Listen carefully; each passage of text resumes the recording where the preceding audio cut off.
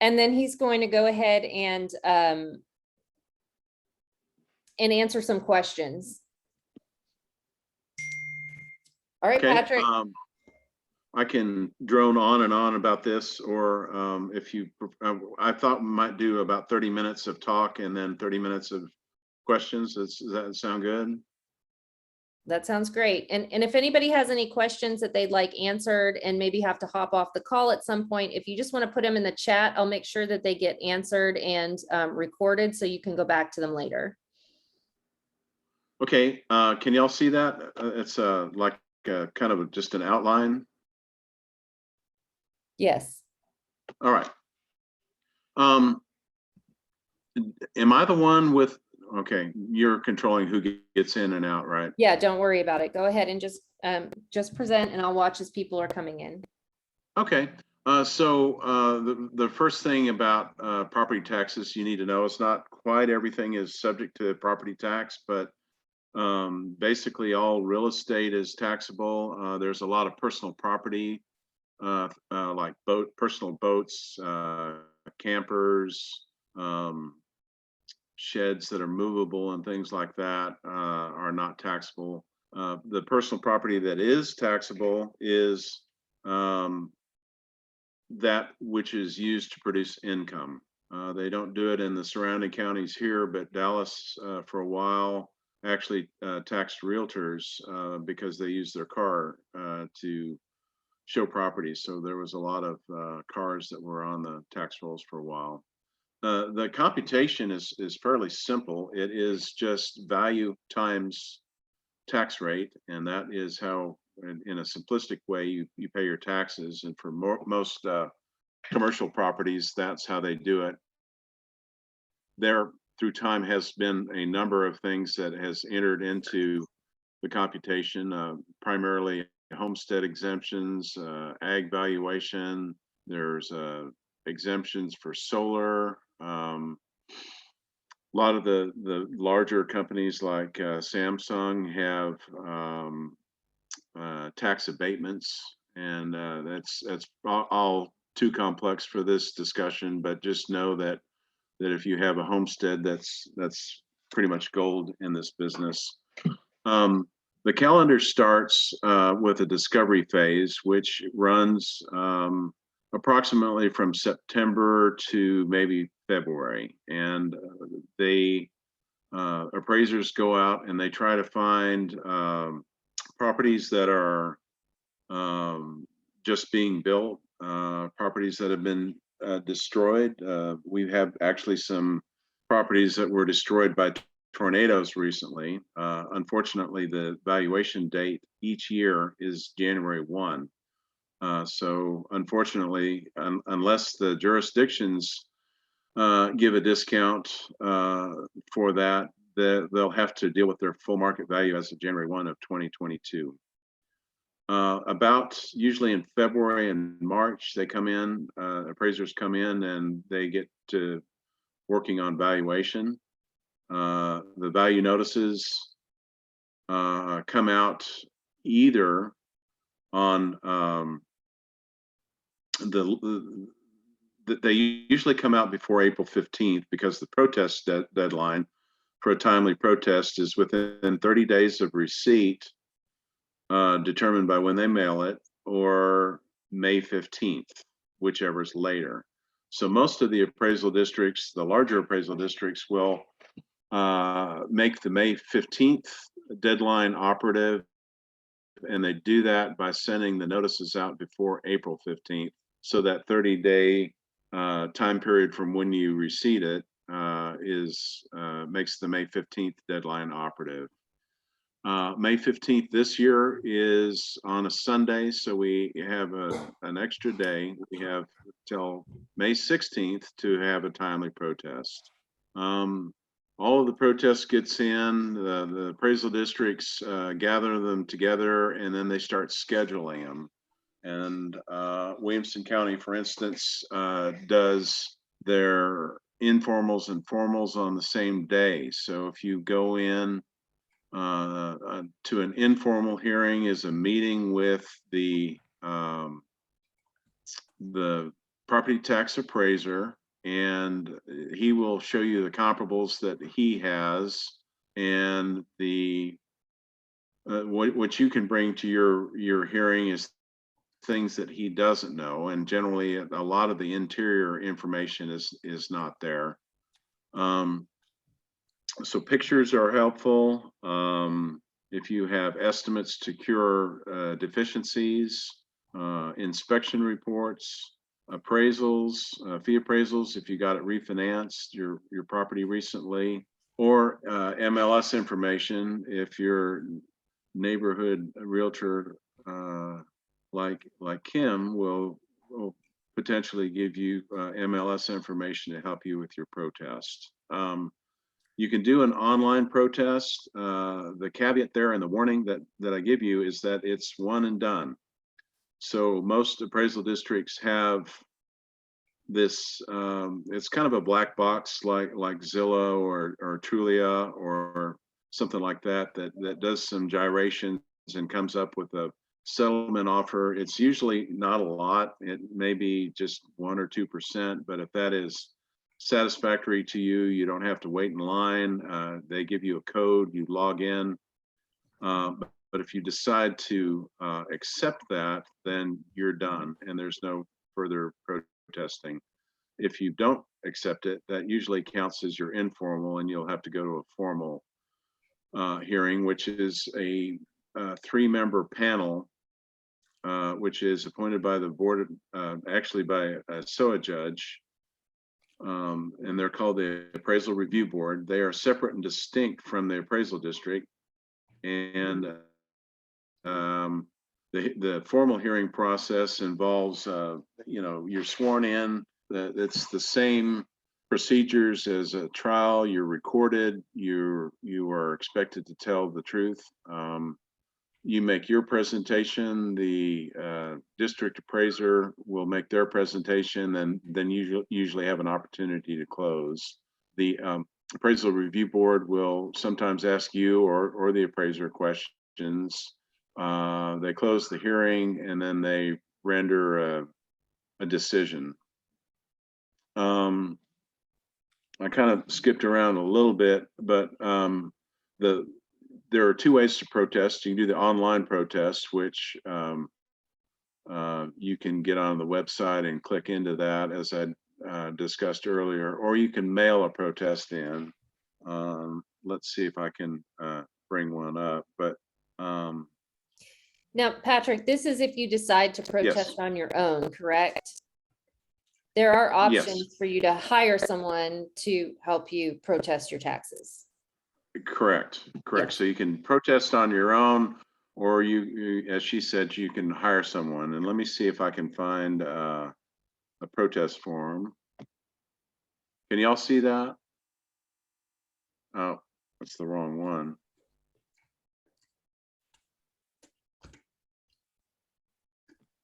Can y'all see that?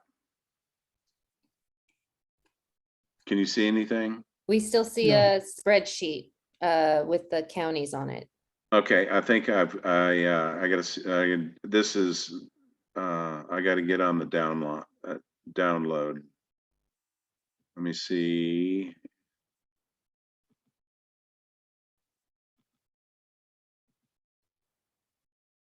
So just to recap what you've said so far, property valuations from the counties should be coming out sometime between now and April 15th. And Yes. and that's with the county has a goal in mind of following the timeline of protests through May 15th, which is 30 days beyond the mailing. And this year we have an extra day because May 15th is on a Sunday. Is that all correct? Yes, ma'am. Can you see this now? It's just a black box. Black screen. Oh, well, son of a gun.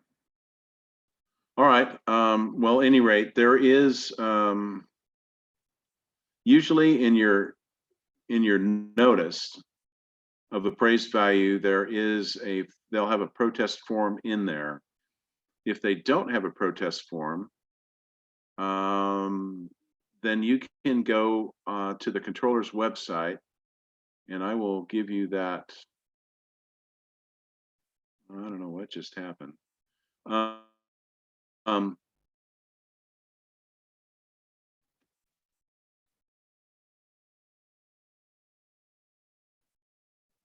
it says, please move this window away from the screen. I don't know.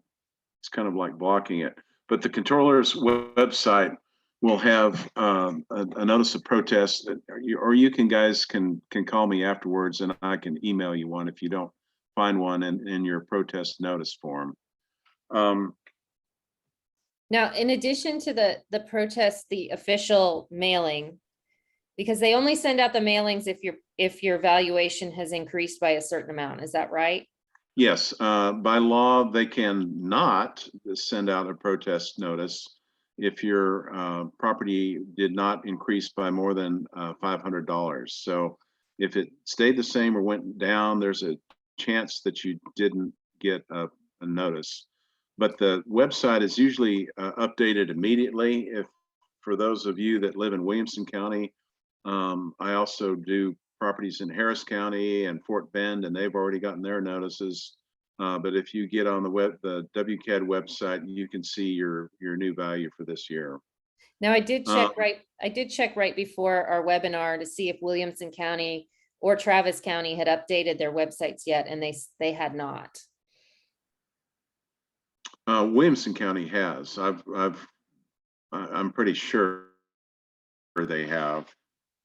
You're saying they haven't? I looked up an address in Williamson County and it was still showing a blank valuation for 2022.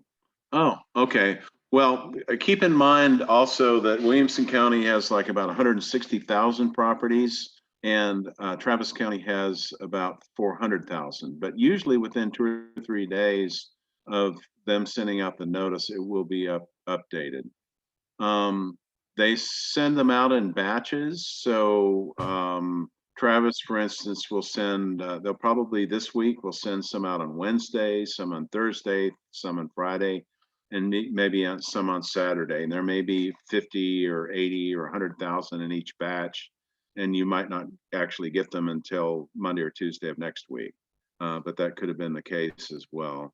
And we should all be expecting a notice this year, right? I mean, Yeah. Yes. our valuations are most likely going to go up more than $500. Yeah, I've got a little research that I did earlier today. Can you all see that? Yes. Yes, Oh, and thank by the you. way, for my properties, they are updated on the website because we also got mailers in yesterday for the appraisals. Oh, great. Jason, what county are you in? For these particular investment properties, these are in Williamson. So we got an envelope yesterday. Oh, good. For two Okay. of our properties. So they are So starting it's- to go out. Yeah, it's possible, Kim, that you looked at one that the notice for some reason has not yet been generated, but I've looked at half a dozen of my accounts. If y'all can see that up there, I've listed the county. So we've got the 5 that are part of the Austin MSA, and this is it small? Do y'all want it bigger? I Or can see you it fine. Okay, so Bastrop, Caldwell, Hayes, Travis, and Williamson make up the Austin MSA. And I pulled these statistics straight off of the Austin MLS, and I did it for January of 2022 and January of 2021. And you can see that the average, I used the median sale price because if you use the average, that it tends to skew it a little bit. But the median sale price for those months are 313.5, 289.9 in Caldwell, 406.7 in Hayes, 525 in Travis, and 460 in Williamson. Kim referred to, and I actually talked to the deputy chief out at Williamson County, and there was an article that came out, and they quoted in the article that the values would go up 40 to 50% in 1 year.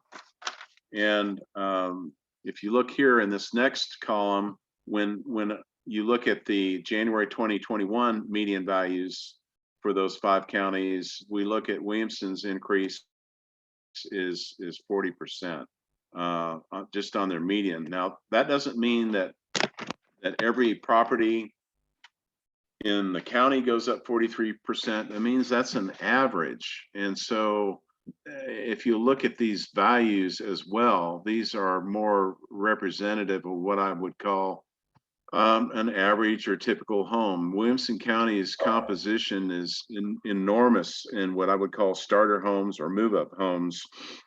Most of Hutto, most of Taylor are in these price range, eastern Round Rock and parts of Georgetown, and certainly Cedar Park and Leander. So if you have, and I've got a customer that just today has a property, and he showed me the notice that was 1.2 million last year, and it is now 2.3 million, I believe.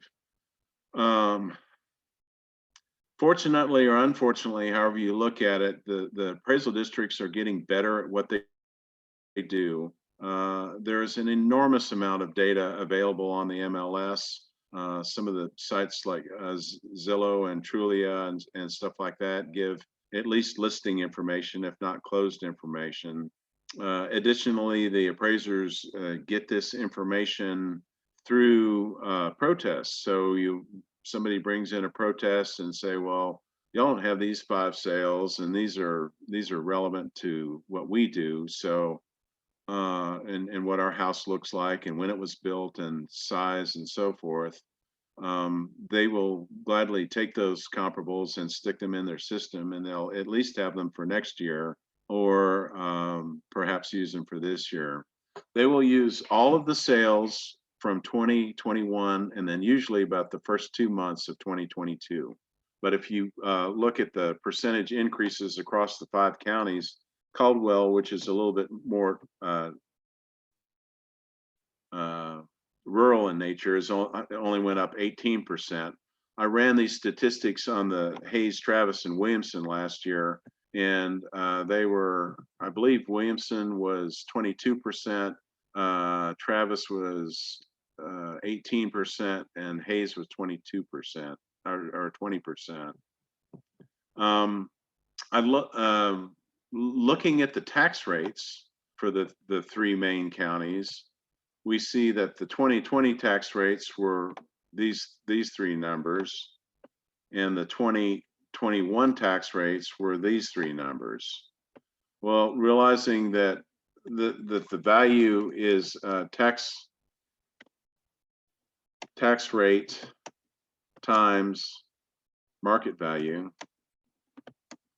If market values are going up 43% in Williamson, then ideally the tax rate should go down by 43%. But in reality, last year with 20% increases approximately in the 3 major counties, they only went down on the county tax rate 1.5%, 4.5%, and 4.25%. So the likelihood of this affecting particularly rent houses is perhaps devastating. And one of the things I would encourage all of you to do in great numbers is go to the budget meetings for all of your jurisdictions. I used to, when I was working for the appraisal districts, go to these budget meetings, and I remember a City of Austin meeting it's a $3 billion budget in those days. It's probably a lot more by now, and there would be like 20 people show up for something that massive. And if your jurisdictions don't hear from you, they're just going to keep on doing what they have in the past and increase those, or leave the rates alone and then happily take the appraised value increase. Now, this is just houses, and it's a little bit misleading because commercial makes up probably by value maybe half the roll, and that in Williamson, for instance, is only going up about 10 or 15%. So the total roll may only go up 10 or 15%, not the full 43% that the houses do. On this screen, I'm showing a house And we have the percentage increase up here. When I turn this yellow, can y'all still see it?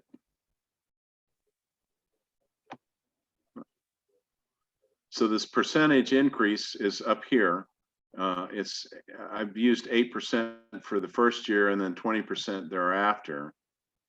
The Texas legislature about 25 years ago said that they will not allow your assessed value to increase more than 10% per year. So the increase for this example with the 500,000 last year would be 550 for the next year, 605 for the year after, and so on and so forth. So if values continue to go up at 20% a year for the next 4 or 5 years, this particular homeowner's value increases from 550 to 605, 665, so on and so forth. After 5 or 6 years, they're capped at 974, even though their market value is 1.791, and they are basically in this instance getting a 45% reduction based on the fact that they have a homestead. If we put this into a more normal context, 10%, you see that all of the assessed values and the market values are the same. If we lower it to 8%, then the homeowner is stuck with whatever their market value is. So in this year, I would put in 40%. It looks really ridiculous. But if that went on for some long period of time, this homeowner would only be paying on $974,000, even though their property is worth $5.2 million 7 years out. So if you've got a homestead, that's the best protection you possibly could have.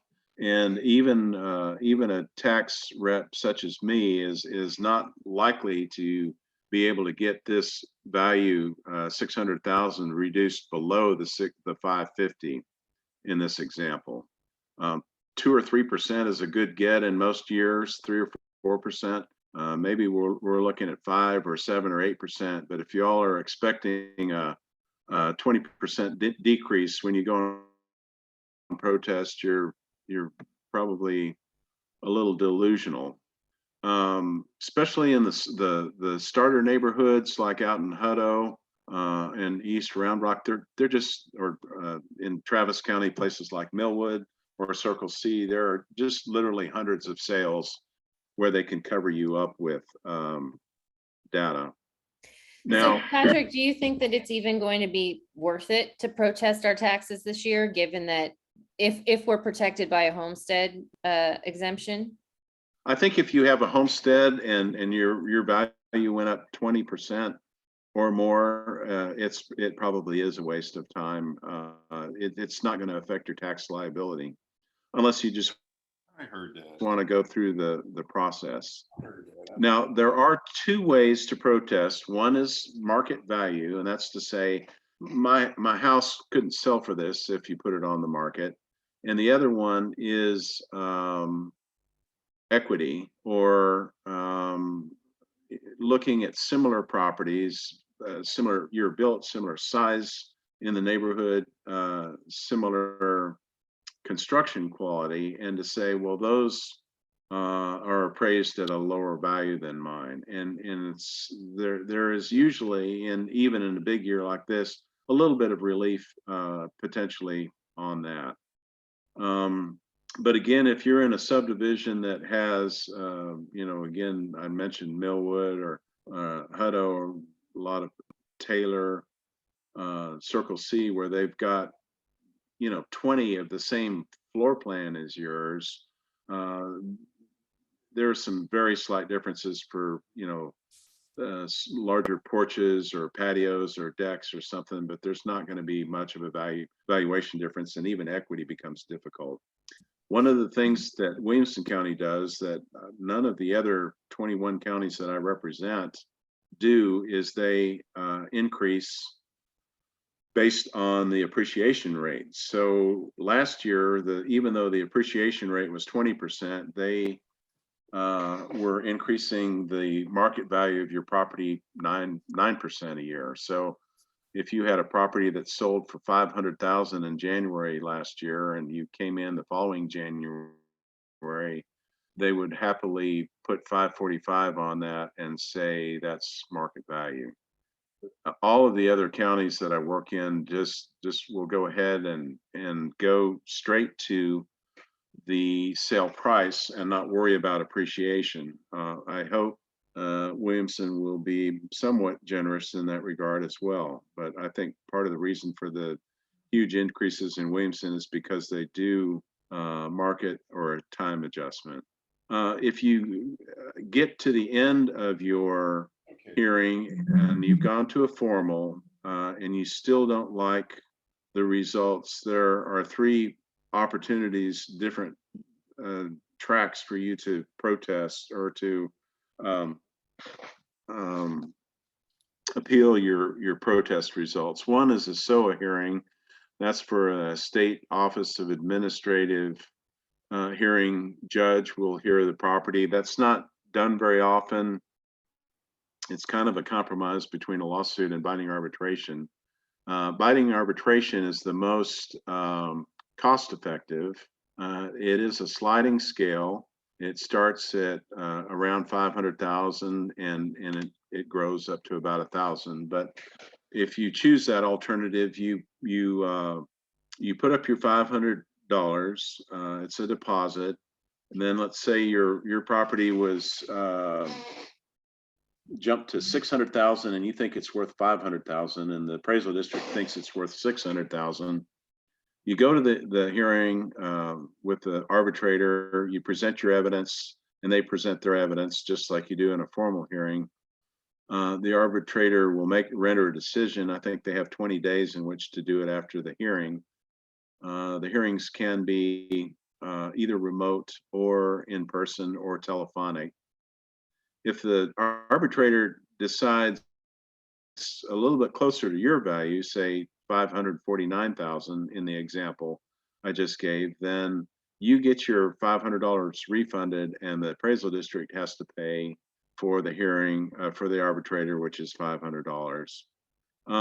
If not, if they're closer to the appraisal district's number, they keep your $500, but you would still generate or get the results of the lower tax value, say if they settled at 570 or some number like that.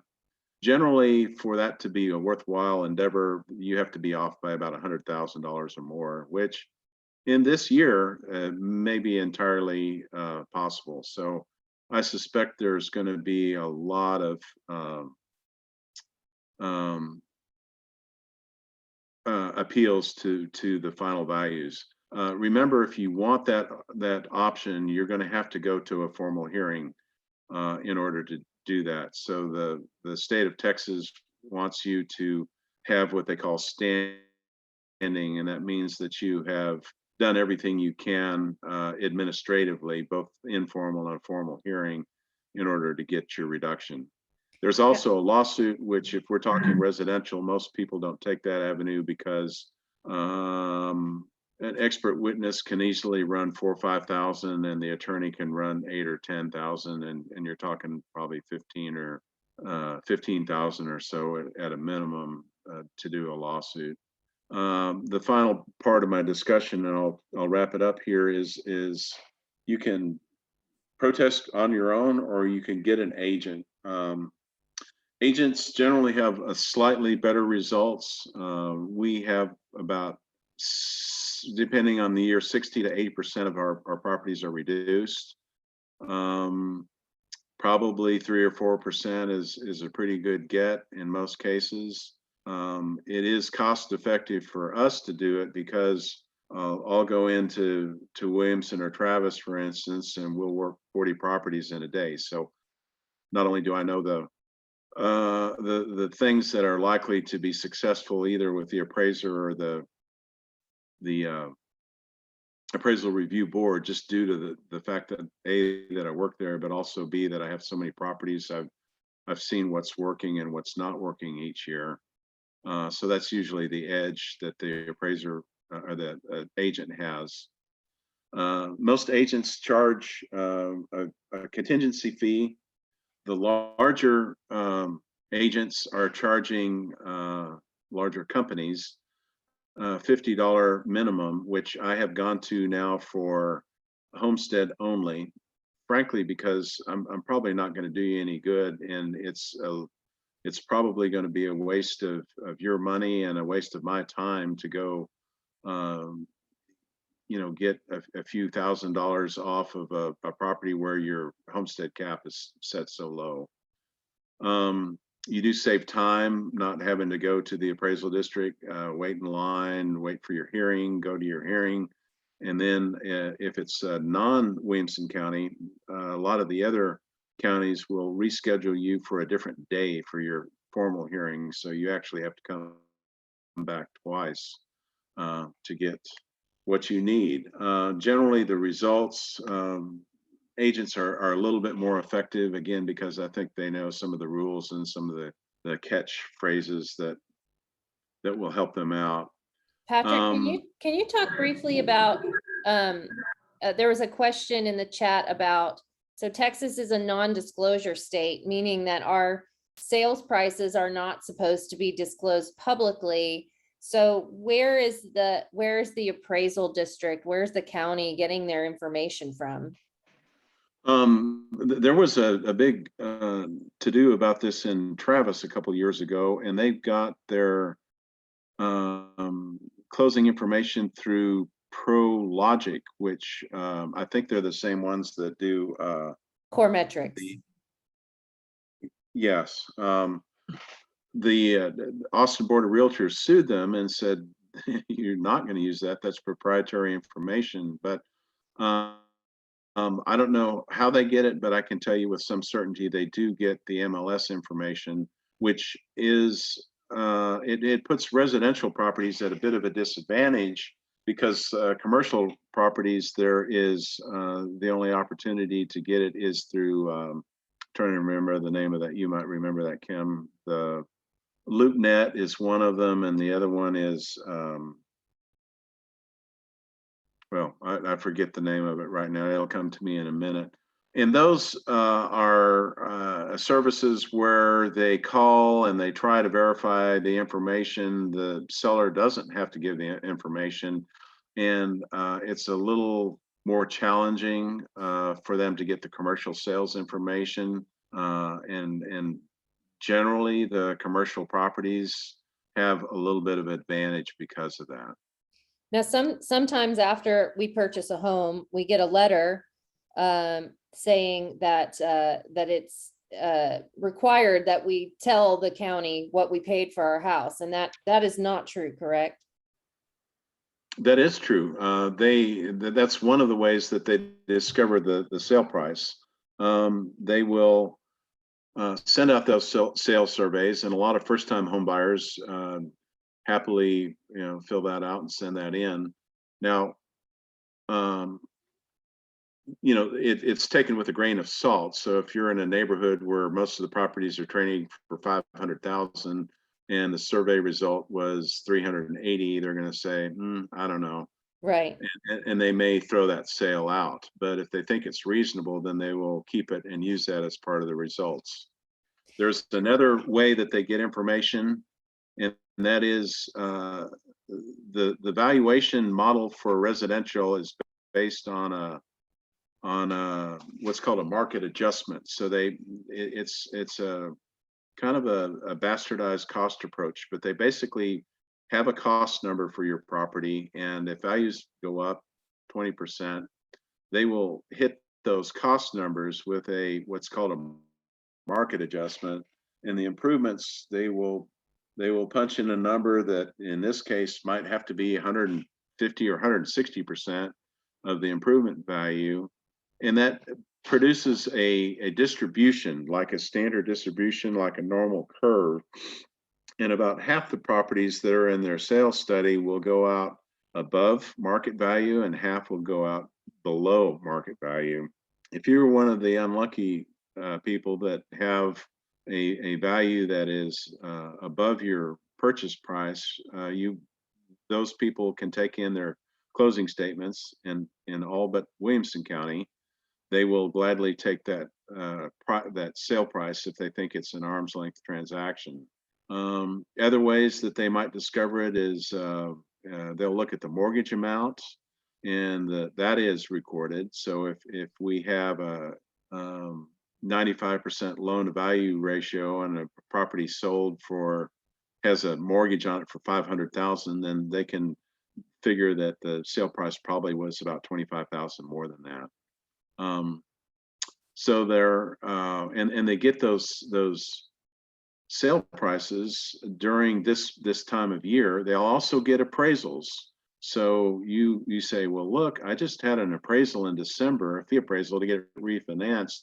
You take that in, and that appraisal is going to have 3 or 4 or 5 or 6 confirmed sales on it, and they'll put those into their database.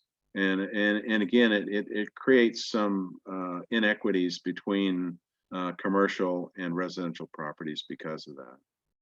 Patrick, can you talk a little bit about homestead exemptions? So homestead exemptions, historically, you had to be living in the house in January in order to file for your exemption. So if you bought a house in October of 2021, you couldn't file for your exemption the following year. You had to wait until you lived in the house for January, correct? You're mixing up the homestead cap a little bit with the exemption. The homestead cap, you are correct. You have to live in it 2 January 1s to get that result. So if you bought your house, and I have a client that just asked me today about this. He bought his house in May of last year, and he said, well, they didn't cap me. And the reason is everything is as of January 1st. So not only is the value as of January 1st for last year, but the exemption in this case belongs to the seller, the homestead exemption. So it was not the buyer in May, it was the seller in May that had that homestead exemption. So they will get their homestead exemption, and there will be a reduction from market value for that.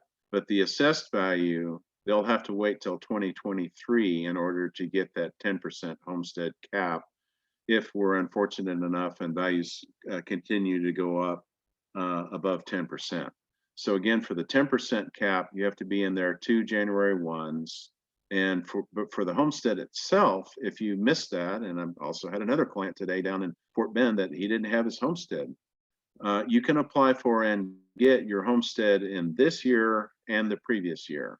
So they will grant your homestead for both years, and you might even get a tax rebate if you were in it all of last year.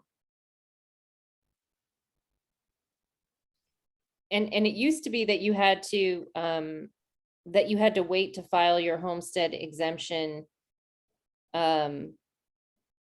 until you had lived in the house for a January.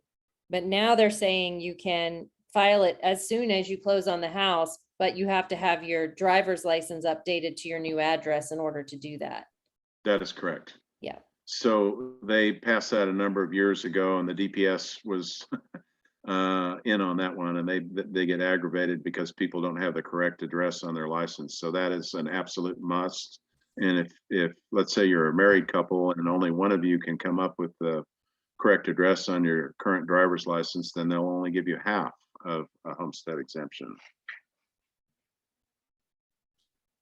And you can only have a homestead exemption on one homestead in the state of Texas. That's correct. Some of the appraisal districts, it's pretty rare, but some of them even get aggressive. I had another client do that today. So if there has been a deed change, so let's say you've got a spouse that died, and the homestead goes from Mr. and Mrs. Smith to Mrs. Smith, they will. It's not unusual for the tax appraisal district to take away the homestead and ask you to reapply, because they don't know whether you got that homestead in the estate. Another example is some people put a living trust on their properties. So it'll go from Mr. and Mrs. Smith to the Smith family trust.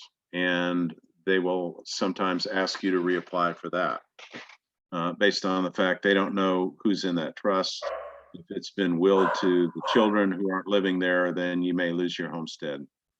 Another way to lose your homestead and get it revoked and have to reapply is if you put in a mailing address different than the homestead's address. And I've had clients that have trouble getting mail there, and they one of them sent their all their notices to a boyfriend's residence because they consistently got the mail there, and she got her homestead revoked for that.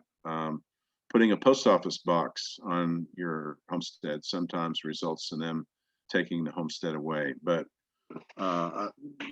through showing your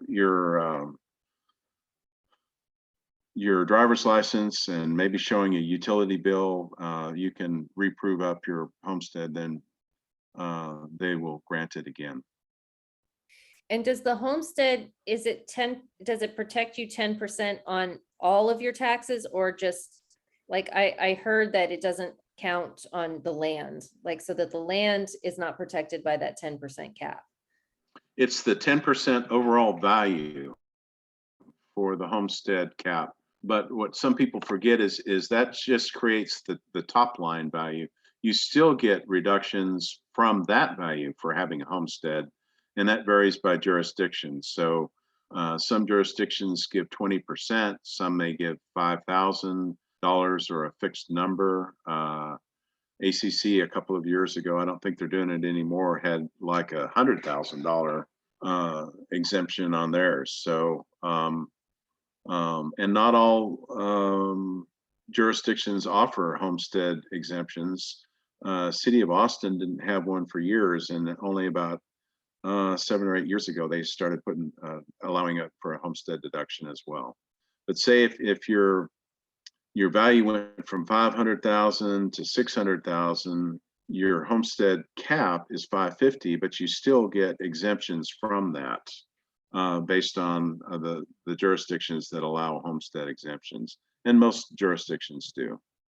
So instead of that 550 being your top line number, if it were 20% in that example, then it'd be another 110,000 below that, or 440 would be what you actually get taxed on. So a homestead is very, very, very valuable, and it can reduce your property taxes by 30 or 40% very easily, as compared to a rent house in the same neighborhood.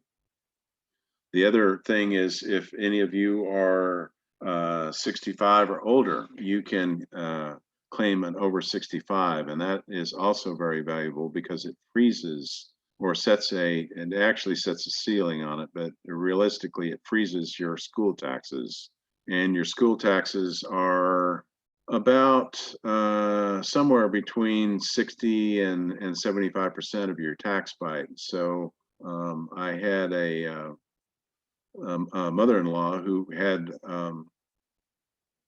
she's 82 or 83, and she'd had her house over 65 for almost 20 years, and her school taxes were like $45 last year. So it saved her an enormous amount of money compared to the new owners and the rent properties in the area. Trisha, you had a question in the chat box. Did you feel like it was answered, or do you want to clarify your question? Yeah, I guess the only other question I have is, when properties transfer from one owner to the other owner, if they both have homesteads, is the value still protected, or the assessed value still protected with the homestead 10% cap from owner to owner, or does that reset when a new owner comes in, even if the homestead is extended? Okay, so you again, for the homestead cap, you have to be in that house for 2 January 1. So if you closed in December of 2020, then you're there for January 1 of 2021 and January 1 of 2022, then you get the homestead cap. You still get your homestead. A minute ago, I was showing you a cap here. Can you all see that screen? Yes. So Yes, this, we can see. Yes. huh? Yes.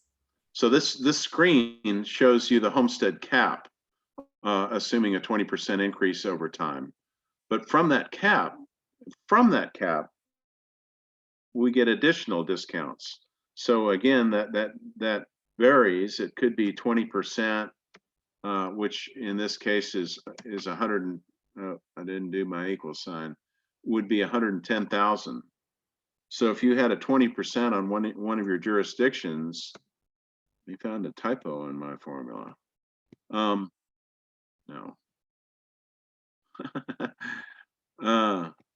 If you had a 20% deduction from that, then you would get another $110,000 off for that particular jurisdiction. And the taxable for that particular jurisdiction would be $440. So you get the $50,000 difference between these two numbers, but then you also get the actual homestead exemption from that assessed value, which takes it down to $440. So does that answer your question? Do you? I'm wondering if I can show you an actual.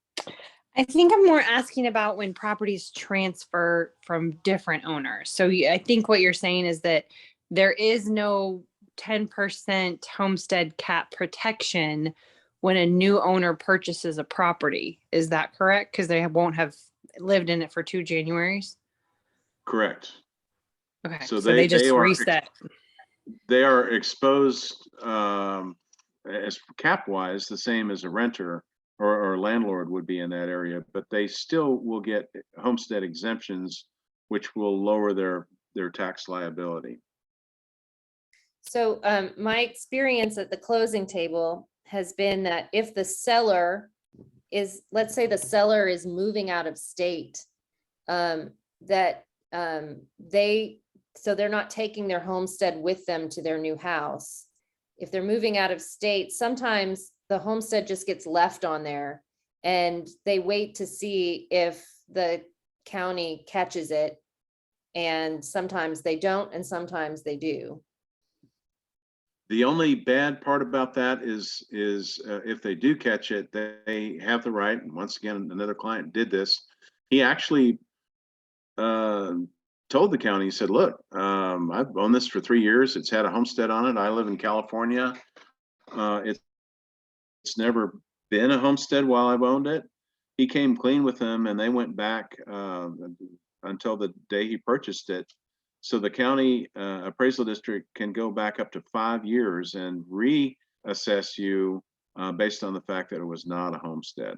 And so it's a little bit of a dangerous game that you play if that happens. But generally the appraisal districts, not always, but almost always, will catch the new name through the deed and send you a new homestead application out.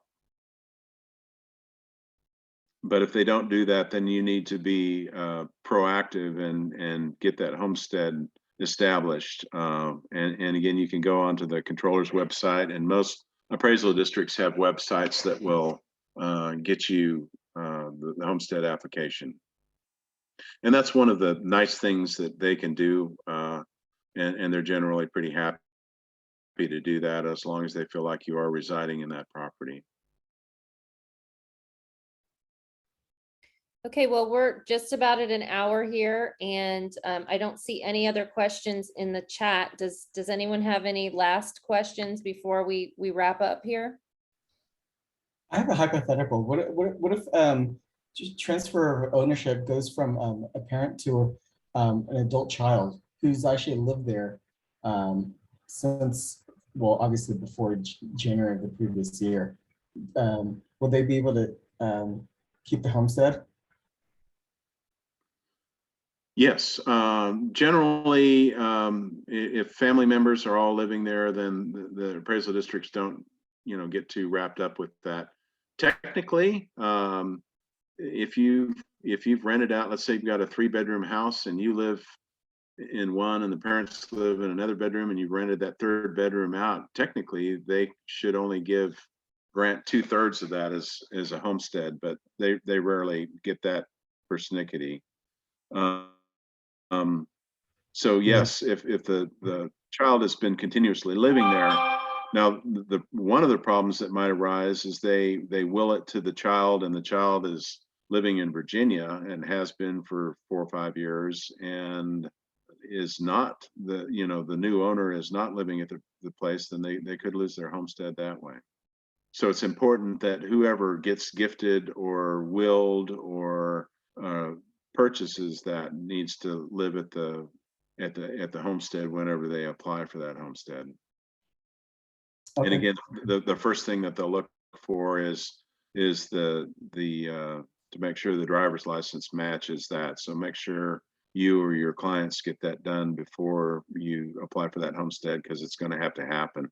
I had a lady down in Harris County, and her boyfriend refused to do that, and she only got half a homestead because both names were on the deed. Okay.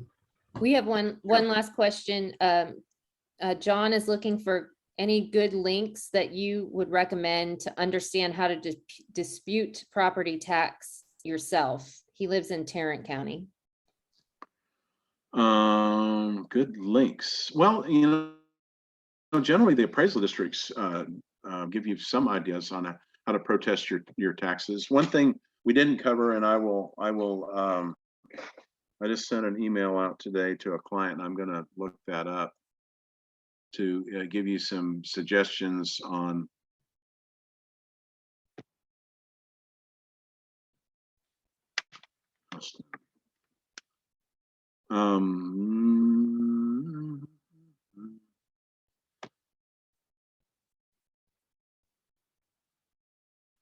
okay, so I gave him this list, and I can forward this to you as well, but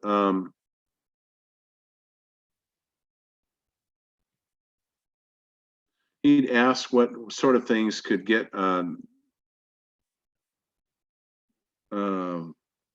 reductions on, and I can't get to that, but I can remember it anyway. So there are 3 things. There are 3 areas. One is physical deterioration. So if you have your house is not quite as good as some of the other houses. It's upkeep. You've got it needs a new roof. It needs new air conditioning. Leaking roof, mold. You don't have carpets down. Things like that can get you a reduction. Functional obsolescence, which is something in the design that's weird. I had a 1-bedroom 4-bath house, and that is not really sought out by the market. So that would cause a diminution in value. If you're way smaller than all of the properties or way bigger than all of the properties, I had a property I remember when I was an appraiser granting relief on over in University Hills, and it was about double the size of normal properties out there. It was like 5,000 square feet, and the biggest properties were usually around 2,500 or 3,000. So it doesn't reflect dollar for dollar. The final thing to consider is things outside the property bounds, which is called external obsolescence, and that is things outside the property bounds like floodplain,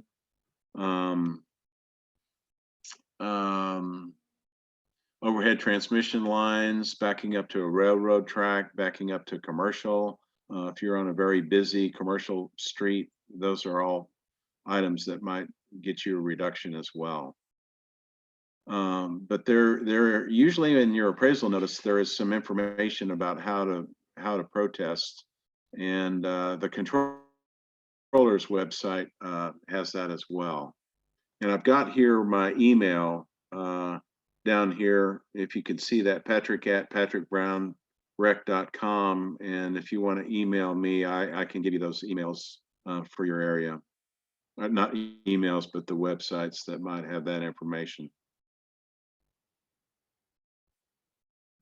Okay, great. Well, thank you so much, Patrick. We appreciate you giving us clarity around this subject. And if anyone wants to reach out to Patrick, like he said, his email there is patrick@patrickbrownrec.com. I'll also send out an email to everyone tomorrow with your information in it as well, so that they can contact you if they didn't get it here tonight. Okay. Thank you so much for hosting this, and I appreciate the opportunity. Great. Thanks, everybody. Have a great night. Thanks, Kim. Thanks, All right. Patrick.